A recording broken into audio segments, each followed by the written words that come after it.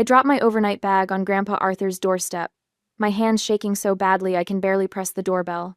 The folder of medical information I'd hastily compiled spills onto the concrete, insurance cards, and medication lists scattering in the autumn breeze. My lungs burn from running up the steps after abandoning my rental car in the driveway. Mom's voice still echoes in my head. "Willow, it's Dad. We think he's had a stroke. You need to get here now." The door swings open. My grandfather stands before me, wearing his favorite cardigan and holding a mug of coffee. His silver eyebrows rise in surprise. "Willow? What are you doing here?" My knees nearly buckle. "Grandpa, you're okay?" "Of course I'm okay. Why wouldn't I be?" I stumble past him into the foyer, heart hammering against my ribs. Mom called me about a stroke. I was in Denver. I canceled my presentation to the investment board. I got on the first flight. He frowns, setting his mug on the entryway table. "That's strange. I haven't spoken to your mother in 3 days." A cold suspicion trickles down my spine. I pull out my phone with trembling fingers and open Instagram. There it is, posted 2 hours ago. My mother, father, and brother Jackson on a beach. Margaritas raised in a toast.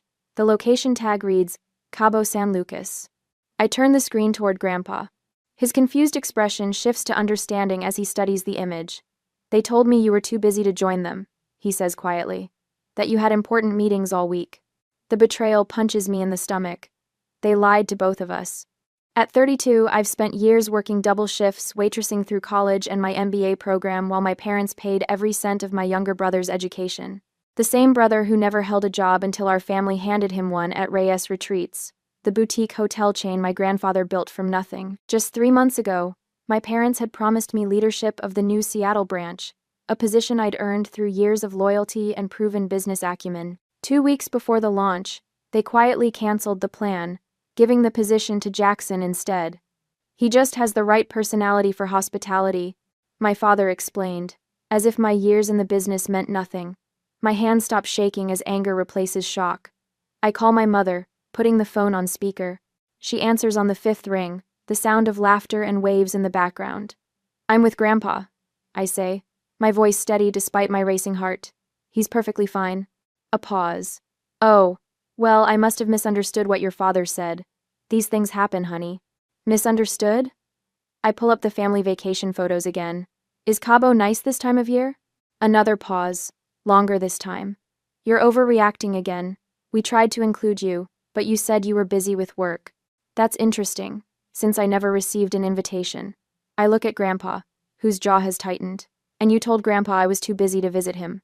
"Willow, really, these misunderstandings wouldn't happen if you stayed more connected with the family instead of always focusing on work." Grandpa gestures for the phone. I hand it to him. "Elena," he says, his voice surprisingly firm for a man they tried to convince me was at death's door. "This wasn't a misunderstanding. It was a lie." He hangs up and hands the phone back to me. "They've been doing this for years, Willow, keeping us apart." I follow him into his study, where sunlight streams through tall windows. "What do you mean?" "They've been cutting me out of decisions despite the fact that I founded the company." He lowers himself into his leather chair. "Just like they've been cutting you out in favor of Jackson." My stomach tightens. "But you're still the majority shareholder. And, on paper." He opens a drawer and pulls out a folder. "But they've been making moves behind my back. And yours. And yours." The realization crashes over me like a wave. Every time I stayed late at the office, every business trip I took, every sacrifice I made to earn their respect, none of it mattered. They never intended to see me as their equal. I sink into the chair across from my grandfather, my only ally in a family that has never truly wanted me to succeed. "What are we going to do?" I ask. A small smile crosses his face. "Fight back." I follow Grandpa Arthur into his study, still trying to process the Cabo photos. The room smells of leather-bound books, and the faint trace of his aftershave. He walks to the far wall, his movements deliberate as he slides back a panel revealing a hidden wall safe.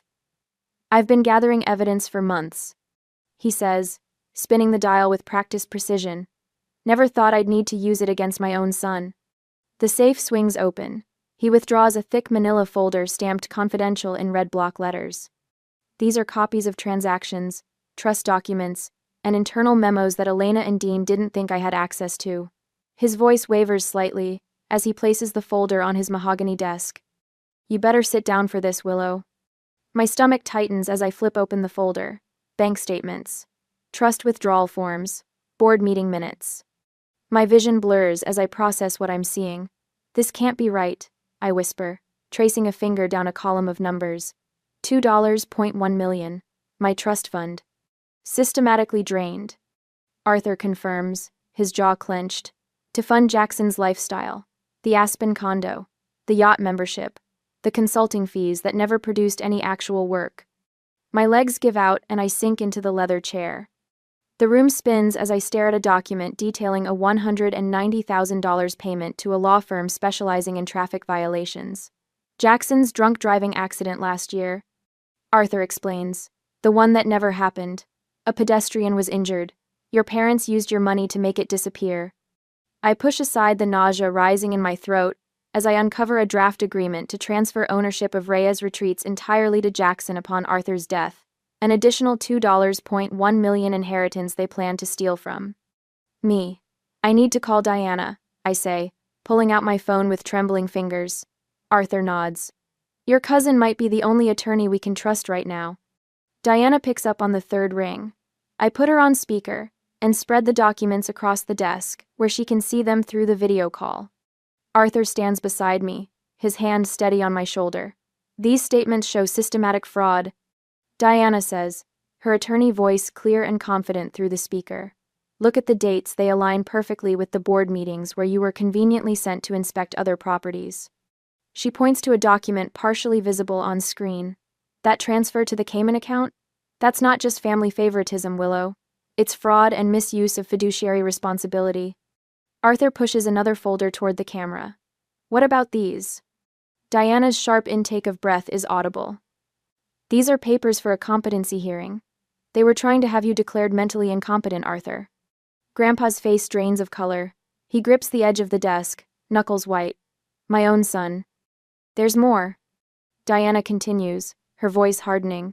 Tax evasion, offshore accounts, falsified board minutes. She looks directly at me. They were going to take everything from both of you. The weight of this revelation crushes against my chest. My entire life, the double shifts to pay for college, the missed vacations to work holiday hours, the blind loyalty to a family business, all built on foundations of lies. What happens if they succeed? I ask, my mouth dry. You lose everything. Diana answers bluntly. Not just the $2.1 million they've already taken, but your position in the company, your inheritance, everything. I think about the New York position I turned down 3 months ago. Executive Finance Director at Harrison Hotels, a 6-figure salary, stock options. All rejected to stay with the family business. You'll face financial ruin, Arthur says quietly, while Jackson enjoys the fruits of my 50 years of labor. Diana's voice softens. Willow, if you fight this, they'll cut all ties.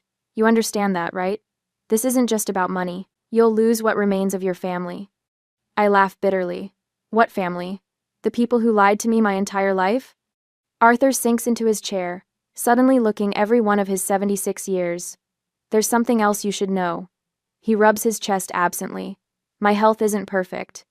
Early-stage heart issues. Nothing immediately life-threatening, but you need someone you can trust.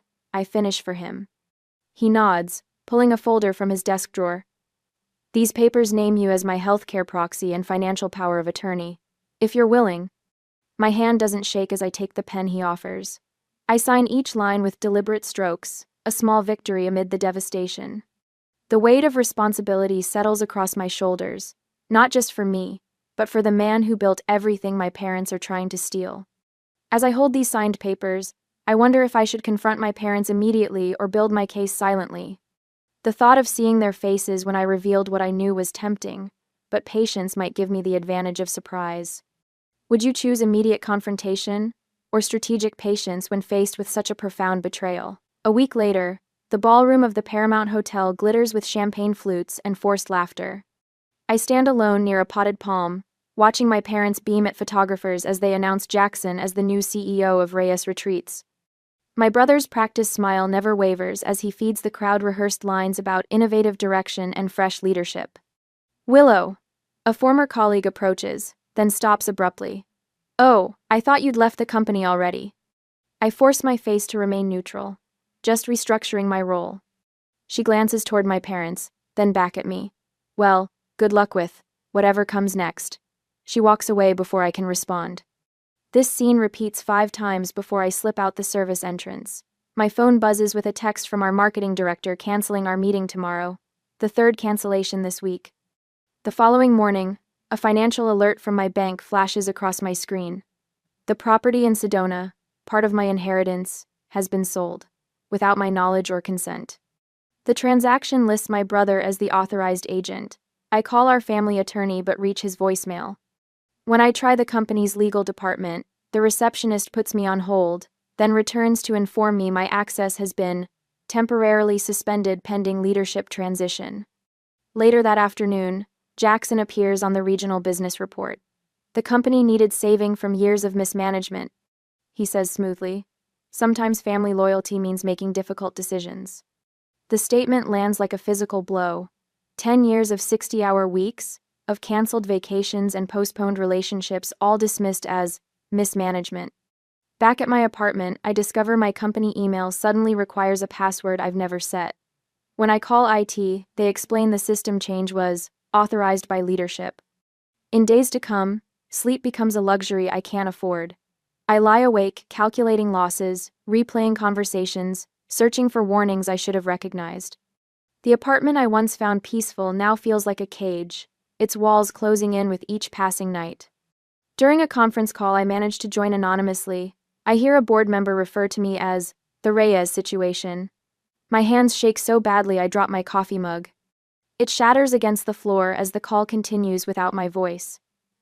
My dining room transforms into a war room. Financial statements cover every surface. Legal references stack in towers beside my grandfather's original company documents. I create timelines of every suspicious decision, every unexplained transfer. The scattered pieces slowly form a pattern of calculated betrayal spanning years. The knock at my door comes at an unexpected hour, one Wednesday evening. I open it cautiously to find Margaret, our family housekeeper for 20 years, standing in the hallway. "Miss Willow," she whispers, pressing a small key into my palm. "Some things aren't right. Your grandfather taught me that silence makes us complicit." I recognize the key immediately. It opens my father's private office. The opportunity comes 3 nights later during a family dinner I attend only to maintain appearances. While my mother leads guests on a tour of their recent renovations, I slip away. The key turns smoothly in the lock of my father's study. Inside, I move efficiently through filing cabinets, photographing documents that confirm everything we suspected. Transfer authorizations bearing forged signatures, backdated board minutes, amendments to trust documents with questionable witnesses. 15 minutes later, the door swings open. My father stands in the doorway, face darkening as he registers what I'm doing. "What do you think you're doing in here?" His voice carries the same tone he used when I was 8, and colored on his desk calendar. I continue photographing a particularly damning memo. "Finding the truth you've been hiding from me my entire life." He steps forward, looming over me the way he always has. But for the first time, I don't shrink back. Instead, I stand taller. "Get out before I call security," he hisses, reaching for my arm. I hold up my phone, screen displaying the dozens of images I've already captured. I've already copied everything I need. His face transforms, the mask of paternal authority dropping to reveal naked fear. In that moment, the strangest feeling washes over me. I'm no longer afraid of his disapproval. The realization is so liberating I almost laugh. "You've always underestimated me," I say quietly. "That was your biggest mistake." Later that night, Diana works through the night organizing the evidence. Her apartment resembles a legal war room, documents spread across every surface as she drafts motions and prepares filings. "I don't want payment," she says when I mention compensation. "Consider this 20 years of repayment for how they treated my mother." Grandpa Arthur arrives with a weathered leather portfolio. "The original company formation documents," he explains. "Your parents thought these were destroyed in the office fire last year." Margaret calls with locations of additional files. "The garden shed behind the pool house," she whispers, "hidden under the flooring. I've watched them hide things there for years." These people, this unlikely alliance of the overlooked and underestimated, stand with me, not because we share blood, but because we share values. The contrast with my parents' manipulation, has never been clearer. In Diana's kitchen, we review the final strategy. A forgotten clause in the original company contract allows for ownership revocation in cases of proven fraud.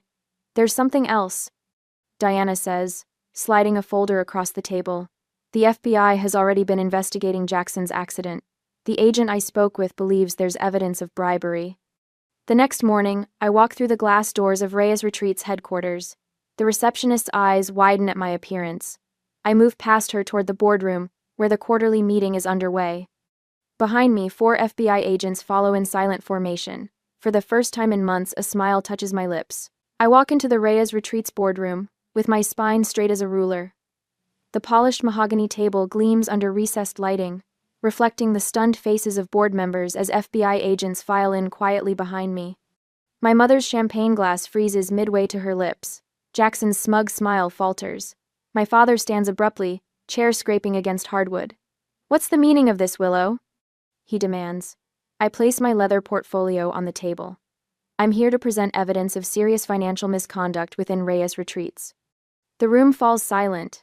I remove a stack of documents from my portfolio, passing copies to each board member with steady hands. Gone is the trembling daughter desperate for approval. In her place stands a woman with irrefutable proof. These financial statements show systematic fraud dating back 5 years. I say, my voice calm despite my racing heart. Page 3 details how $2.1 million of my trust was diverted to unauthorized accounts. Page 7 shows company funds used to cover up Jackson's drunk driving incident last year.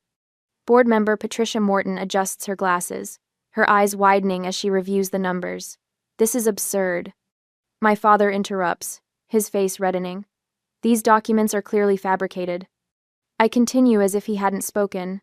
Arthur's original contract contains a specific clause regarding ethical conduct. I point to the highlighted section. It states clearly, if evidence of fraud or unethical conduct emerges, ownership may be revoked. Board Chairman Richard Donovan leans forward, his bushy eyebrows drawing together. These allegations are extremely serious, Dean. They're also completely true, I add. I formally request a vote to remove my parents and brother from company leadership, effective immediately. These are... The CFO slides his chair away from my father, a subtle but unmistakable distancing. 2 other board members exchange glances, then close their folders simultaneously. Jackson jumps to his feet, knocking over his water glass. This is ridiculous. She's fabricated everything out of jealousy, because Dad chose me to lead the company. A man in a dark suit steps forward from the line of FBI agents. Mr. Reyes, I'm Special Agent Becker. We have independent evidence regarding the incident in Aspen last winter, including documentation of the $190,000 payment to the victim's family, using company funds. Jackson's face drains of color. My mother stands, smoothing her silk blouse with trembling fingers. This is a family matter that should be handled privately. I move to adjourn this meeting immediately. Chairman Donovan clears his throat. Elena, using company funds for personal matters is precisely why we're having this discussion. Board member Martin Wright, who has golfed with my father for 20 years, turns to him with newfound suspicion. Dean, what about that expansion property in Sedona? Was that purchase properly authorized? My father doesn't answer, sweat beading along his hairline. When the board chairman asks if I want my parents arrested or simply removed from the company, I hesitate. Would justice be better served by public consequences, or by simply taking back what was mine while preserving what remained of the family name? The boardroom door opens. Grandpa Arthur enters slowly, leaning on his cane. His silver hair catches the light, and despite his frail appearance, his presence fills the room. Conversations cease instantly. I founded this company 50 years ago, he says, his voice stronger than his body suggests. I built it on integrity, not deceit. Diana follows him in, carrying a leather document case. Her attorney's confidence radiates as she approaches the table. I've prepared legal documentation transferring Arthur's controlling shares to Willow Reyes, she announces, placing the papers before the chairman. These transfers are executed and legally binding as of this morning. Margaret steps forward from where she'd been waiting by the door. The sight of our family housekeeper in the boardroom causes my mother's jaw to drop. I've witnessed documents being destroyed in the Reyes home, Margaret states firmly. Financial papers, contracts, and correspondence that Mr. Dean Reyes specifically instructed me to burn. I kept records of dates and descriptions. The chairman reviews the transfer documents, then looks up at my grandfather. Arthur, are you certain about this decision? More certain than I've been about anything in years, Grandpa replies. The vote is swift and unanimous. My parents and Jackson are removed from all company positions, effective immediately. I stand at the head of the table, the position my father occupied just minutes ago. The weight of the moment settles on my shoulders, not as a burden but as a mantle I was born to wear. Across the room, Jackson's confident smile completely dissolves as comprehension dawns. His eyes dart between the FBI agents and the board members, searching for an ally and finding none. My mother's carefully applied makeup runs as tears stream down her face. This will destroy the company, she whispers. But the board members who have seen the evidence remain unmoved by her performance. My father pushes back his chair and stands. This meeting is over. We'll be contesting these ridiculous allegations. He turns toward the door, but finds 2 FBI agents blocking his path. Dean Reyes, we have some questions regarding tax evasion and misappropriation of funds, Agent Becker says. I gather my documents and address the room. I'm calling an emergency company-wide meeting for tomorrow morning at 9. Every employee deserves to know what's happening and that their jobs are secure. I meet my father's gaze directly. Some things are about to change around here. The text on my phone screen is simple but loaded with desperation. We need to talk before this goes any further. Dad's office. 7 a.m. I delete my mother's message without responding, but I'll be there, not because they deserve it, but because I want to see their faces. At precisely 7, I stride into my father's office. The space feels different now, smaller somehow. My parents and Jackson look up as I enter. Dad sits unnaturally straight behind his desk, his usual commanding posture now appearing forced. Mom's eyes are red-rimmed, tissues clutched in her hand. Jackson paces by the window, stopping mid-stride when he sees me. Willow, please sit down, my father says, his voice uncharacteristically soft. We want to explain everything. I remain standing. I've heard enough explanations for a lifetime. You're overreacting, Mom interjects, dabbing at her eyes. We've always had your best interests at heart. By stealing my inheritance? By trying to have Grandpa declared incompetent? Dad spreads his hands in a placating gesture. Look, we can reach a compromise. We'll make a public apology. You can have shared control of the Seattle properties. In return, you drop the most serious charges. Think about what you're doing, Mom adds, her voice hardening despite her tear-stained face. The scandal will destroy everything your grandfather built. When that doesn't move me, she shifts strategies. Your behavior shows you're unfit to lead. Perhaps we should revisit Arthur's competency evaluation. He clearly wasn't thinking clearly when he transferred those shares. The old Willow would have flinched at this threat. Today, I smile. I've already met with the major investors, I say, pulling a folder from my briefcase. They're fully aware of the situation and support my leadership. I lay out statements from hotel staff across the table. These are testimonials about improved working conditions since I took operational control last week. Turns out people work harder when they're not terrified of being fired for speaking up. My father reaches for the papers, but I pull them back. I'm not here to negotiate. I'm here to inform. I stand taller, no longer diminished by their presence. For 32 years, you've undermined me while pretending to support me. You promised me the Seattle branch, then gave it to Jackson. You helped him through college while I worked double shifts. You stole my inheritance while telling me I wasn't ready for responsibility. My voice remains steady as I deliver the final blow. I don't need your approval anymore. I never actually had it. And Jackson pushes away from the window. This is ridiculous. You can't. Your choices are simple, I continue, ignoring him. Face full charges for fraud, embezzlement, and conspiracy, or surrender all claims to the business and repay what you've taken.